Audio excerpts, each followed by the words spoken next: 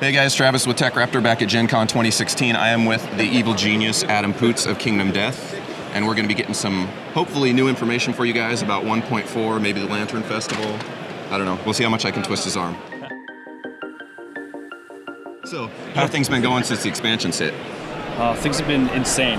You know, day one here at Gen Con, we had a line so big that I got in trouble with the Gen Con police. They came over and like, we need to talk to you right now. I'm like, well, you know, I'm deep in sales. What's up? It's like, you have a line that's blocking all the exits and a couple of booths. You have to take care of this. I'm like, really? That's awesome. So you did have some copies of the core game here. I imagine they're gone. They're gone. They were gone in the first hour. I'm sorry for anyone that missed it.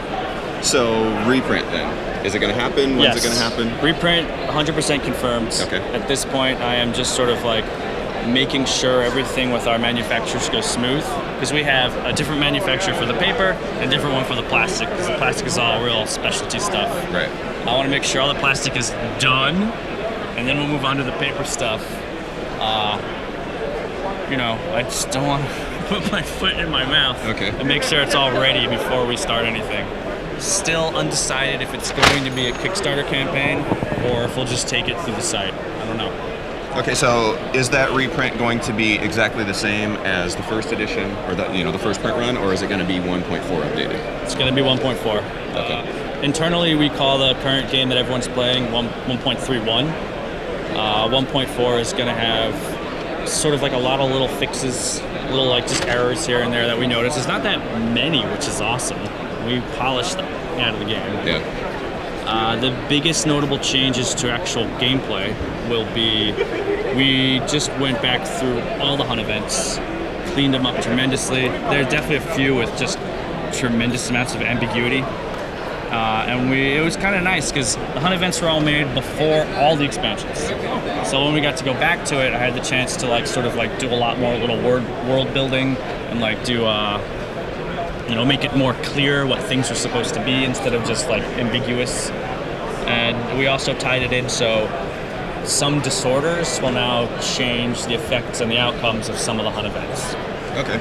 Well, you have a ravenous community who already has their hands on the game, so how are they going to get the 1.4 updated materials? We're going to have a separate rulebook that's on sale for people to upgrade, and it will include any of the cards that we end up changing, which I don't think will be many. It's looking like under 10, so little things to update. So there you go. Everybody wondering, you'll be able to buy the materials. You won't have to buy the whole core game unless you want to. And I'm sure you'd probably encourage that.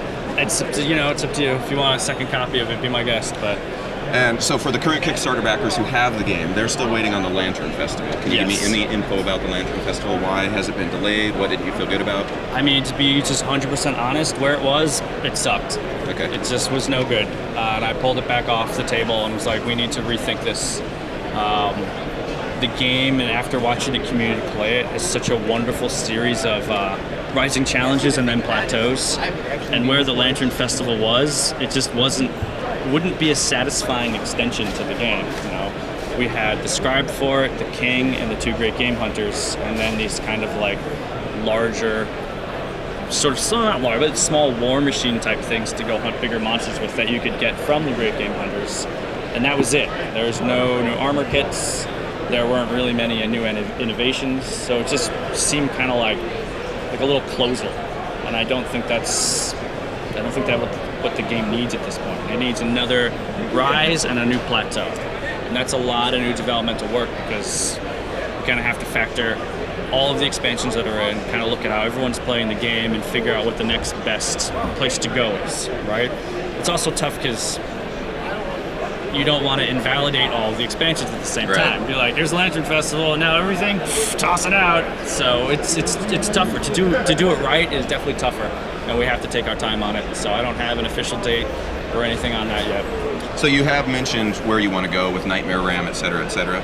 So is it going to be, are we going to see other gameplay expansions before the Lantern Festival, or is that also up in the air? Right now, we're still working a little bit too organically in the office, because that's sort of like my way of doing things. So there is not a laid out structure for expansions yet. Nightmare Ram's the closest. Right now, all he needs is art assets and finalized layout. But I think I might tackle I might tackle the Screaming God first, so that I can use that as a base to see sort of where the power level in Lantern Festival needs to be.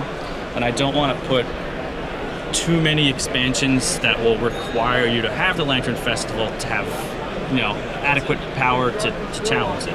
It's tough. Because most people are still in the first 6 years of the game, to be honest. You don't want to. You guys need to catch up. So is the Lantern Festival still planned to be a campaign extension? Yes. Okay. Yes, absolutely. So it's right now Lantern Festival's wait and see, but in the meantime, you've got all the expansions for sale here. Except for the Dragon King, he's sold out again. I'm sorry. Are you going to continue to stock them as you can have them produced? Or Yeah. Okay, so they'll be continually available. Yeah. I think the Dragon King will be the first up for a reprint. If we do a Kickstarter campaign for the reprint, we'll probably make that available during it too. Okay. I know there will be some new fans out there interested in like a mega pack of everything all at once. I don't know how realistic that is. It's just the logistics of it. Yeah. It's like, here's your 30-pound box. But we'll see. Trying to work it out with our new shipping partners. Awesome. So for Gen Con and then shortly online, we have 10 new single release figures. All of them have like little bits of gameplay. I think my 4 favorites definitely have to be Fade, which comes with a new hunt event that you add to your basic hunt event deck to kind of like play with that space, which right now is sort of underdeveloped. You have your 12 basic hunt cards, and they're all just like random event, random event, random event. So that extends that part of the gameplay a little bit. And then we went back and added a before the wall, so it's the character beyond the wall just a little bit earlier, and she comes with a new armor set that you can make with a combination of leather and the little bits of gear cards that she and Beyond the Wall come with. Awesome. One of the expansions that we're working on right now that I am really enamored with is something we're calling Invaders. It doesn't have a proper or finalized name yet. And you take on the role of 4 veteran survivors in the world that have no home. And their objective is to find a settlement to take over. When you pick your veterans, there'll be a little bit of randomization for kind of like what they start with to keep it interesting, so it's not always the same. And when you do take over a settlement, it's kind of like a time skip, so you'll be able to take over a settlement that's at year 12 or take over a settlement that's at year 20. So, if you fought enough white lions for your lifetime, you can kind of skip that. And the adversary you have to take down is currently, again, it's not finalized. He is either a hero or a chieftain, right? And this is a survivor who's so powerful that he does all the hunting alone for his entire settlement. Wow. And this is allowing us to sort of like look at what heroes in this world might be like. So he might be like an early hero, and the vets will come in to take him out and take over his settlement. And the fight with him is what reveals the settlement that he's defending, and eventually you will inherit if you win. So, say for example, he puts a mood into play. Easy example, makes him rage. He'll probably end up with a settlement that has Principal Barbaric, right? And then his new mechanic is that he has just a ton of weapons out. And he will change which weapons he uses as he fights you. And you can, instead of attacking him, attack the weapons and break them.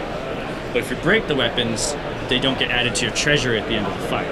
So there's a bit of a balance between, do we want to murder this guy as fast as possible, reduce our future treasury but keep our vets?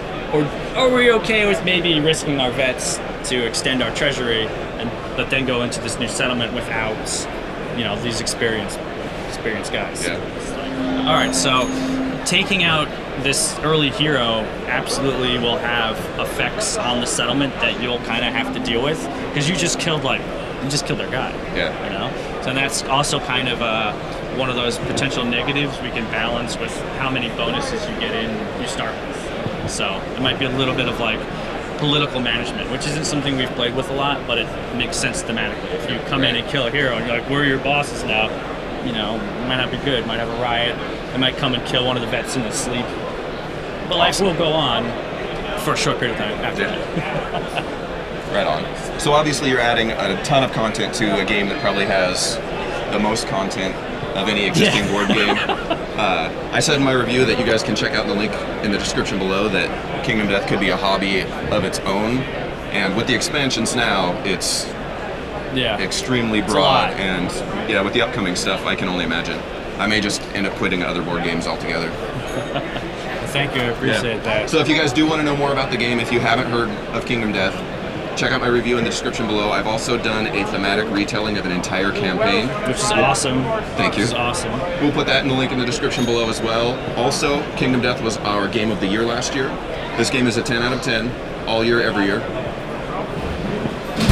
That's Joe. Good job, Joe. You say all these nice things about us, and just like, let me drop the band. Everybody but Joe at Kingdom Death is awesome. We're also going to pick up some of the miniatures here at the con and do unboxing videos, so stay tuned for those. Thanks for your time, Adam. We appreciate it. Thank you very much, Jared. It's always a pleasure. Yep.